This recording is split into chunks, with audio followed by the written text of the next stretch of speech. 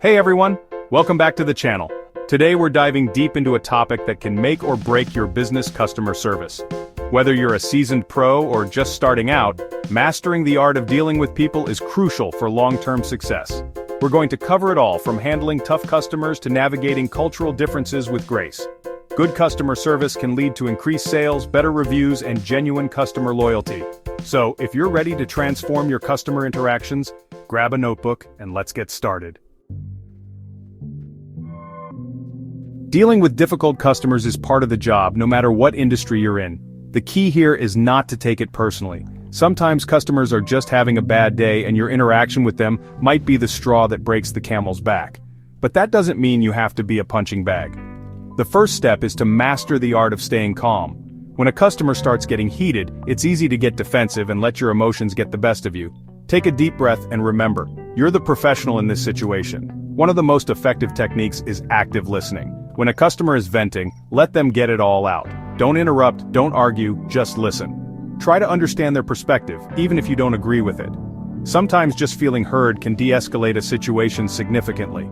Once they've had their say, it's your turn to speak. Start by acknowledging their feelings. Something as simple as, "I understand you're frustrated," can go a long way. Empathy is key here. Next, it's all about finding a solution. Ask clarifying questions to fully understand their issue. Once you've got a handle on the situation, offer them a range of solutions. Present these solutions calmly and clearly. The goal isn't just to get the customer off the phone or out of the store, it's about turning a negative experience into a positive one. Show them that you genuinely care and are willing to go the extra mile to make things right. Sometimes even after all your best efforts, you're going to encounter those customers who are just impossible to please. They might be rude, demanding, or just plain unreasonable. That's okay too. You've done everything you can. Don't beat yourself up about it. Move on to the next customer, knowing that you handled the situation with professionalism and grace. Let's talk about dealing with angry customers. We've all been there. That customer who's ready to erupt like a volcano. First things first, don't mirror their energy. If you match their intensity, you're just adding fuel to the fire. Instead, take a deep breath and channel your inner Zen master. Speak calmly and slowly, even if they're yelling. Your composure can be surprisingly disarming. Active listening is like having a superpower in these situations. Let them vent, let them get it all out. Resist the urge to interrupt or defend yourself. Just listen, nod, and show them that you're genuinely trying to understand their frustration. Pay attention to their tone, their body language, their emotions. The more you understand where they're coming from, the better equipped you'll be to address their concerns effectively. Once they've had their say, it's time to acknowledge their feelings. Try to put yourself in their shoes. A simple phrase like, "I understand this is incredibly frustrating for you," can work wonders. Acknowledging their feelings doesn't mean you're agreeing with them. It just shows that you're listening and that you care. Once you've validated their emotions, it's time to offer solutions. Be clear, be concise, and be helpful. If possible, offer them a range of options so they feel like they have some control over the situation. If you're dealing with a customer face-to-face, try to make eye contact. It shows them that you're present, engaged, and taking their concerns seriously. Sometimes, despite your best efforts, you won't be able to fully resolve the issue on the spot. Be upfront about any limitations, but assure them that you're doing everything you can to help. The key takeaway is that dealing with angry customers is all about de-escalation. We've all encountered those customers who love to chat and chat and chat. They might go off on tangents, tell you their life story, or just generally struggle to stay on topic. While it's great to be friendly and personable, sometimes you need to steer the conversation back on track, especially when you have a line of other customers waiting. The key is to be polite but assertive. You don't want to cut them off abruptly or make them feel like you're not interested in what they have to say. Try using gentle redirection techniques. For example, you can acknowledge their comment and then smoothly transition back to the matter at hand. Here's an example. Let's say a customer is telling you about their recent vacation while you're trying to process their return. You could say something like, "That sounds like a wonderful trip. Now, to complete your return, I'll just need to see your receipt." Another helpful technique is to use closed-ended questions. These are questions that can be answered with a simple yes or no, which can help keep the conversation focused. For instance, instead of asking, "How can I help you today?" you could ask, Are you looking to make a return or an exchange? Dealing with distracted customers can be a bit trickier. These are the folks who might be on their phones, talking to someone else, or just generally not paying attention to the interaction. Try making eye contact if possible and using a slightly firmer tone of voice. You can say something like, "Excuse me, just to confirm, is this the item you'd like to purchase?" Sometimes simply repeating a question or instruction can be enough to bring their attention back to the task at hand.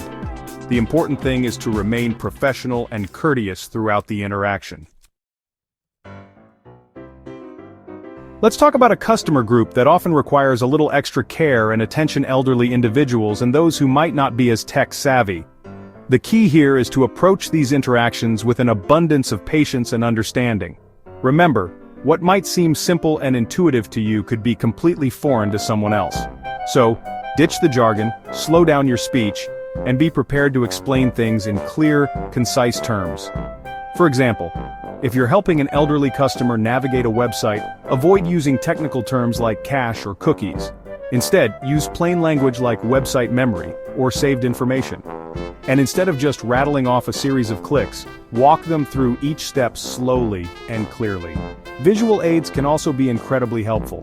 If you're explaining something on a computer screen, use your mouse to point to specific buttons or sections.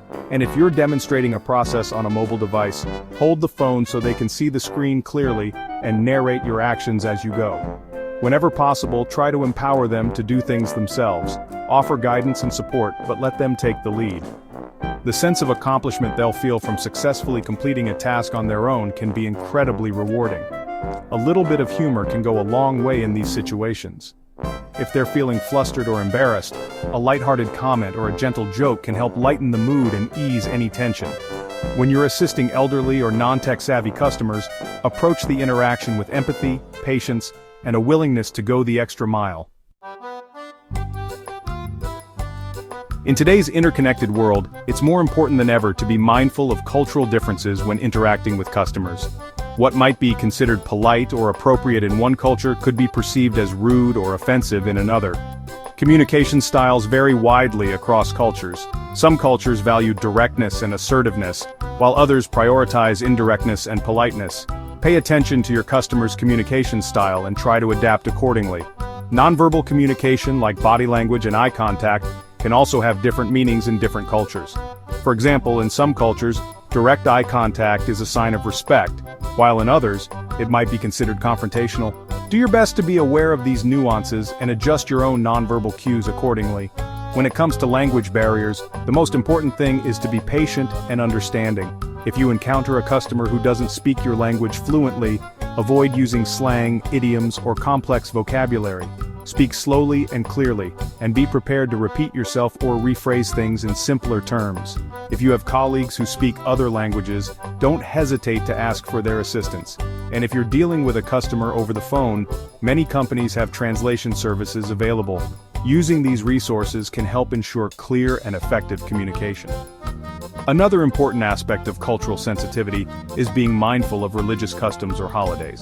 For example, if you're working in a retail setting during Ramadan, be aware that some Muslim customers might be fasting during the day.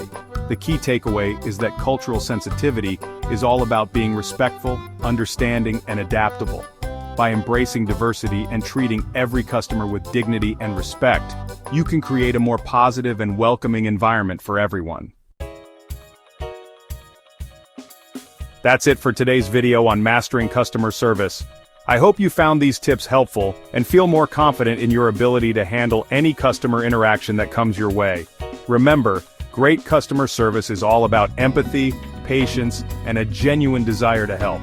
If you enjoyed this video and want to see more content like this, hit that like button and subscribe to the channel.